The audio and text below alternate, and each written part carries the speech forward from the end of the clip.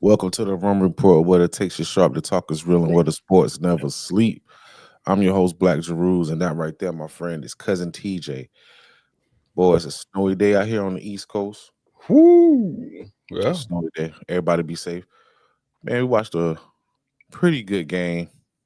I would say, Kansas took care of business against BYU, 90-82. Yeah. Um, it just seemed like it was a lot more to be desired. Um, I'll let you go ahead. Well, no, I'll go ahead and start. I'll You start it. started to go on. I'm gonna go ahead now. All right, man. So the game started out a little shaky, man, and it definitely felt like Peterson was on the mission from the jump. From the jump, he was on the mission, dog. He was like, "Okay, I'm tired of all this talk about who the best and who's going number one." And he really just looked like a dude out there. He was on fire, completely on fire.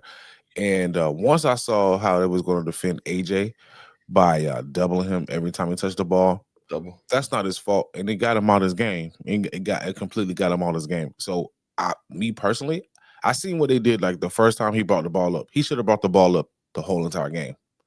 And that would completely eliminate all these double teams. Let him initiate the offense and get things rolling.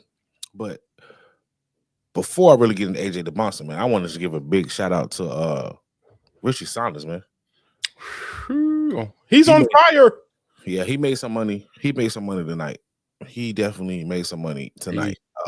33 points, 11 for 19 from the field, 6 for 14 from three, 5 or 6 for free throws, and 10 rebounds, man. Like, Yes. he made some money. And it's always the same thing kind of with BYU with when they struggle, when they lose, somebody don't show up. You know what I mean? Mm-hmm. And they dug themselves in a hole. Real First a half. large hole, man. And Richard Saunders brought him back.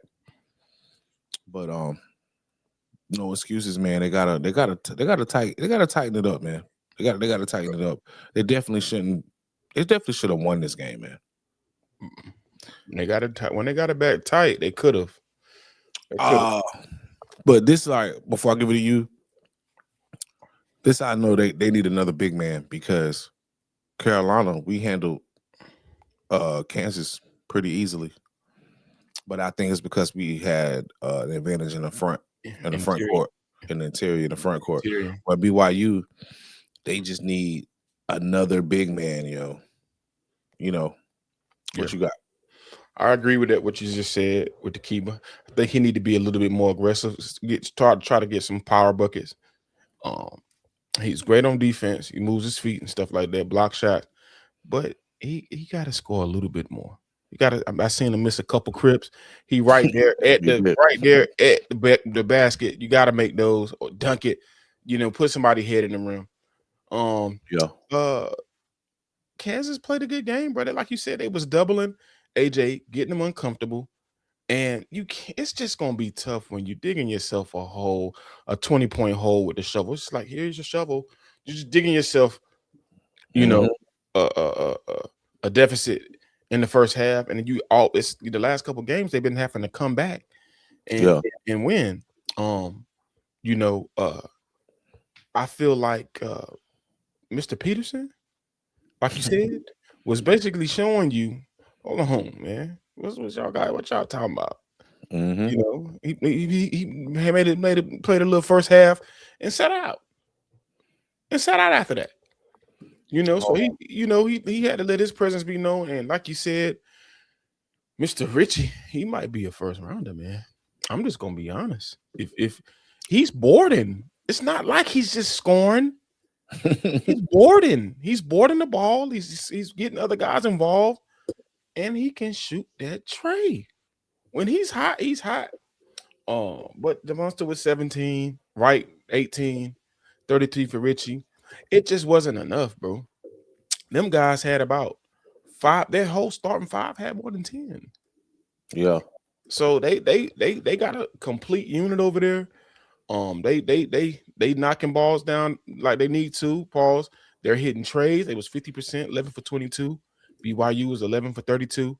So they was, they're doing the things they need to do. But BYU, I don't understand, offensively, when they get offensive rebounds, they're always winning offensive boards, like offensive rebound boards. You got to convert more on those, man.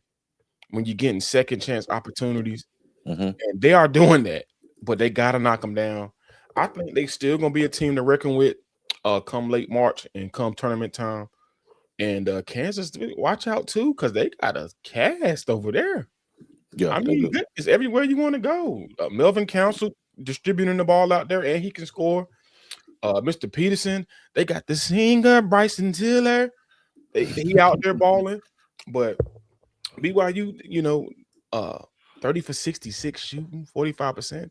Just got to do a little bit better, and just stop digging yourself in a hole, man, at the beginning of the game. But other than that, it was still a good game. They fought.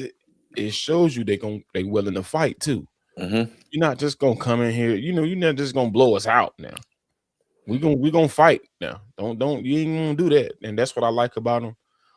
Just like as well as football, they always gonna, you just not about to just beat up on us. And yeah, but I mean, they can take a lot from this game.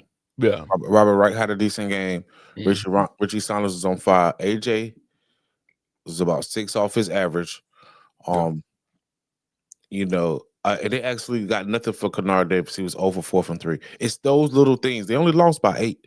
If AJ get his average, Kennard Davis score something, and then they absolutely got demolished on the bench. Their bench did not score at all, except for 3 points. Oh boy, hit the 3 in the corner, which was very clutch, very clutch. Robert Wright, efficient, 7 for 16 from the field, 2 for 5 from 3, 6 assists, only 1 turnover.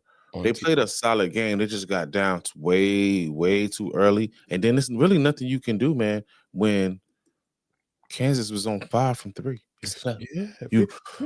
We knew that they're not going to do that the whole game. They're not going to do that. So they took opportunity to come back. Richie caught fire, but they just couldn't. It all comes down to you look at the numbers, man.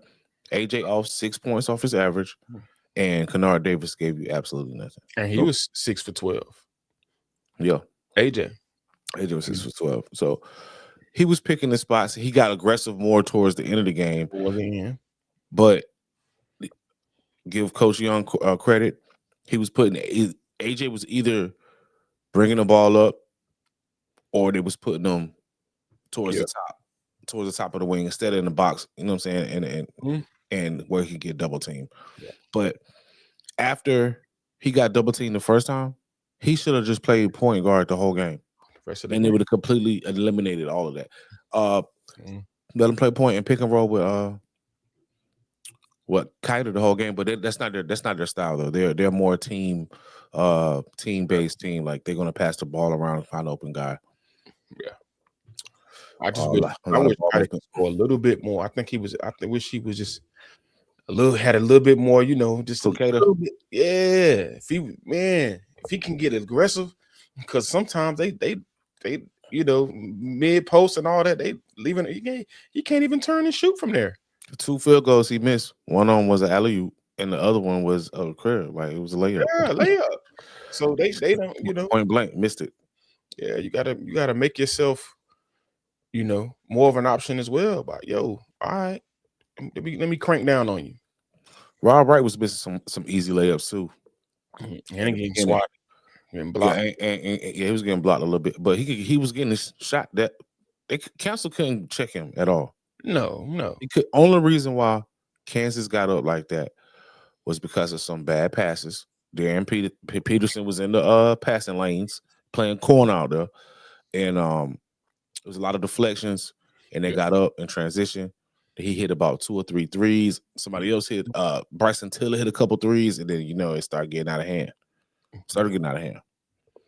And then AJ had a slow start. Sometimes that happens. He's filling the game out. It's in Kansas. And he's gonna take a little criticism, but he's still AJ DYBANSTA. Like, let's get it. Let's not get it twisted. The best ability is availability, and he's played in every single game this season. Yes, that's good. The whole game too, not just halves. Yeah, could have been potentially been restrictions. Something's up with him though. Something. Yeah, someone with his legs, man. Like he has cramps, man. Like he was over there with the pads on. But what do you think BYU have to do moving forward, man? When they playing these big, because they now they're starting to lose all the big games. All the big games they play, they're losing. They haven't won not one of them. Not one big game. Yeah, like I said, man, it's coming down to the interior. I think he would need to make a presence. Make a presence. He has to make a presence down there as far as scoring. You know, he need to get some easy shots. I think them guys should penetrate a little bit more and get him going, man, because they're gonna need him at the end. Because when they come March, it's just not gonna cut it with some of these teams. Arizona, they got better interior as far as scoring and stuff like that. You need some of that interior play. Yeah, you have to have interior play. There's no team, you know, right now. Some of the upper echelon teams, majority of them have that interior play, and that's where they kind of weak at right now. And if he can just become an option, that's become an option. You can become an option. You got to get mad sometimes and go to the bucket, get to the free throw line or something. You know, make yourself an option. You know, and that's what they need from him. Excellent defender, though. Excellent defender. Excellent. He got dunked on. I still can't believe Darren Peterson dunked on him like that, man. Yeah. I mean, he dunked on two dudes. I think if whoever was in the way, he might have would have contested a little bit better, but it just sucks, man, to see him get dunked on like that. But it happens to the best of them. It happens to the best, bro. It happens to the best of them. But it's like, man, he wasn't even up there that high, man. But he banged on him. I think moving forward, DYBANSTA need to play point guard more. He needs not even point guard. He needs to initiate the offense. To avoid getting double teamed. And I would put people in the pick and roll immediately.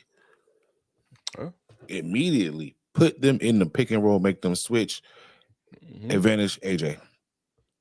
And then, you know, once AJ goes out, you know, the offense goes to Robert Wright. So that's when he can get his thing. He can get his thing going. Get him going. Yeah, get him going, man. It plays similar to how LeBron had when he had Kyrie. It's the same setup. Yeah, it's the same setup, yo. Defensively, I don't think they have a problem. Kansas just came out on fire. Good for them. Yeah, because they had to make stops to come back in this game, and they they made several stops, especially down the line. But it got out of hand. Overall, I feel like Coach Young can take some things from this. Yeah, and yeah, man. Hey, man, shout out Mr. Trent, Mr. Allen, yo. Shout out Trent. Shout out him, man. What you got? You got anything else? Nah, that's really it, man. I mean, like a hard fought battle, man. Just wasn't enough. But watch out, we getting there. We getting there. So let me see who they play next, man. So they play Oklahoma State Wednesday, and then they play Houston on Saturday. Whoa. But you know what? They're gonna be able to redeem themselves because they're gonna play Arizona again, and that's it. Did they play anybody else twice? No, they're done with Kansas, but they're gonna play Arizona again. They're gonna play Texas Tech again. They got a tough one with Iowa State. Colorado's no slouch, and they got Houston. So on next Saturday. So they got some work to do, sir. Because everybody's attacking them the same way. They'll be okay though. I feel like they'll be okay. Everybody's attacking them the same way. Punish them on the inside, get Cater in foul trouble, double AJ. If you look at all the big games Richie had, he was doubling AJ and Cater was in foul trouble or something like that. And then when AJ gets going, that's when you might have Richie's pretty consistent. Yes, he is. Kennard Davis, man. You got to step it up. Bro, give us 10. 10, you win the game. And he was trying, man, at the beginning, but that's how they got out to that lead, man. He missed 4 threes, dog. You miss a 3, and then they go down and hit a 3.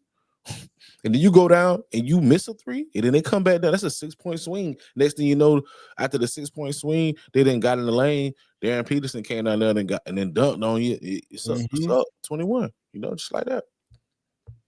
But all right. We're gonna get out of here. This has been a Run Report where the taste is sharp, the talk is real, and where the sports never sleep.